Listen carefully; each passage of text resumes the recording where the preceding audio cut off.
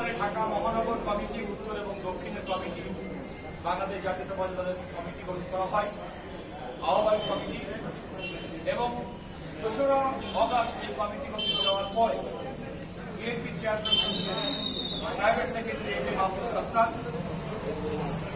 ঢাকা মহানগর পুলিশ কমিশনারকে উদ্দেশ্য করে এই মর্মে চিঠি লিখেন যে 18 আগস্ট তারিখে বিএনপি নেতৃবৃন্দ দলের 17 আগস্ট বিএনপি নেতৃবৃন্দ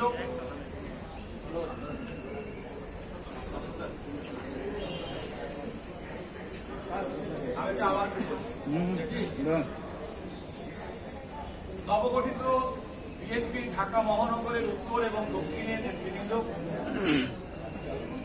17 আগস্ট দলের প্রতিষ্ঠাতা চেয়ারম্যান শহীদ রাষ্ট্রপতি জিয়াউর রহমানের মাজারে পুষ্পস্তবক অর্পণের সিদ্ধান্ত গ্রহণ করেন। সেই মর্মে বিএনপি চেয়ারপারসনের private secretary A B Abdul সত্তার লিখিতভাবে ঢাকা মহানগর পুলিশ কমিশনারকে অবহিত করেন। 17 আগস্ট বিএনপি নেতাকর্মীগণ শহীদ প্রেসিডেন্ট জিয়াউর রহমানের মাজারে প্রবেশ করতে চাইলে পুলিশের পক্ষ থেকে বাধা প্রদান করা হয়, কিন্তু শান্তিপূর্ণভাবে ঢাকা মহানগর উত্তরের সভাপতি ডাকসুর সাবেক ভিপি জনাব আমানুল্লাহ আমান, দেশের বিশিষ্ট ক্রীড়াবিদ এবং জাতীয় পর্যায়ের ফুটবলার আমাদের আমিনুল হকের নেতৃত্বে ঢাকা মহানগর উত্তর কমিটি এবং অবিভক্ত ঢাকার সাবেক ডেপুটি মেয়র জনাব আব্দুল সালাম, সাবেক ছাত্রনেতা রফিকুল আলম মজদুর নেতৃত্বে ঢাকা দক্ষিণ ইউনিটের পক্ষ থেকে যখন পুষ্পস্তবক করতে যাওয়া হয়, সে সময় অকল বিএনপি নেতাকর্মীদের উপরে হামলা করা হয়, গুলিবর্ষণ করা হয়। এই ঘটনায় গুলিবর্ষণের কারণে জনাব আমানুল্লাহ রহমান, আমিনুল হক সহ তারা গুলিবিদ্ধ হন।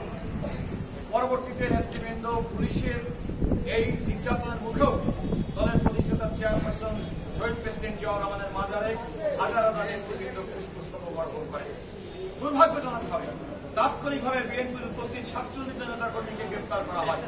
পরবর্তী 18 আগস্ট শেরেবাংলা নগর পুলিশ স্টেশনে 152 জন বিএনপির নেতাকর্মী এবং অজ্ঞাতনামা 2500 থেকে 3000 নেতাকর্মীর নামে একটি মিথ্যা মামলা দায়ের করা হয়।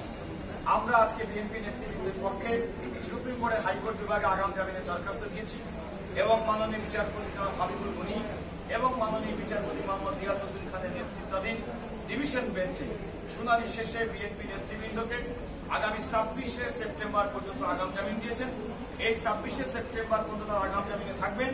এর পরবর্তী সময়ে তারা সবাই ঢাকা মেট্রোপলিটন দায়রা জজ আদালতে তারা সারেন্ডার করবেন এবং আমরা প্রত্যাশা করি, যেহেতু মামলাটার মধ্যে প্রত্যেকটি বিএনপি নেতৃবৃন্দ তাদের নামের পাশাপাশি স্ব পদবি উল্লেখ করে এই মামলাটি দায়ের করা হয়েছে এবং 2 আহ্বায়ক কমিটির সদস্য যারা প্রত্যেককে এই মামলা অন্তর্ভুক্ত করা হয়েছে।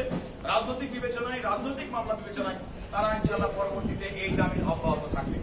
আজকে উল্লেখযোগ্য নেতৃবৃন্দের মধ্যে ঢাকা মহানগর উত্তরের সম্মানিত সভাপতি, আগেই বলেছি, ডাকসুর সাবেক ভিপি জনাব আমানুল্লাহ আমান, সদস্য সচিব, জাতীয় ফুটবলার, জাতীয় দলের সাবেক ক্যাপ্টেন আমিনুল হক, ঢাকা দক্ষিণ ইউনিটের সম্মানিত সভাপতি, অবিভক্ত ঢাকা সিটি কর্পোরেশনের সাবেক ডেপুটি মেয়র আব্দুল সালাম, সাবেক ছাত্রনেতা সদস্য সচিব রফিকুল আলম মজদুর সহ এবং বিএনপি চেয়ারপারসন বেগম খালেদা জিয়ার private secretary A B Abdul সত্তার সহ বিএনপি নেতৃবৃন্দকে এই একই রকমভাবে আদেশ দিয়ে 26শে সেপ্টেম্বর পর্যন্ত আগাম জামিন মঞ্জুর করা হয়েছে। এই মামলা শুনানিকালে আমি আপনাদের পাশাপাশি আমাদের জাতীয়তাবাদী আইনজীবী ফোরামের সুপ্রিম কোর্ট ইউনিটের সম্মানিত সভাপতি আব্দুল জব্বার ভুইয়া, গাজী কামরুল ইসলাম সজল এবং আমাদের সঙ্গে আমাদের senior advocate A J Mohammad Ali, A Mahmudul Khokon সহ বিএনপি নেতৃবৃন্দ যারা এখানে আছেন সবাইকে দেখতে পাচ্ছেন।